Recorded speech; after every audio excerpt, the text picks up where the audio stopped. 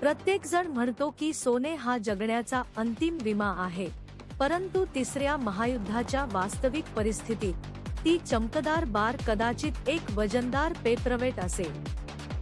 याचा विचार करा, तुम्ही सोने खाऊ शकत नाही, तुम्ही ते शूट करू शकत नाही आणि सुमारे 10 पौंड सराफा लुटणे तुम्हाला लुटारूंसाठी चालण्याचे लक्ष्य बनवते. एकंदरीत स्थानिक शेतकऱ्याला तुमचे 24 कॅरेटचे नाणे नको आहे, त्याला त्याच्या ट्रॅक्टरसाठी इंधन किंवा त्याच्या आजारी कुटुंबासाठी औषध हवे आहे. इतिहास दाखवतो की युद्धक्षेत्रात खरे राजे म्हणजे मीठ, सिगारेट आणि स्वच्छ पाणी.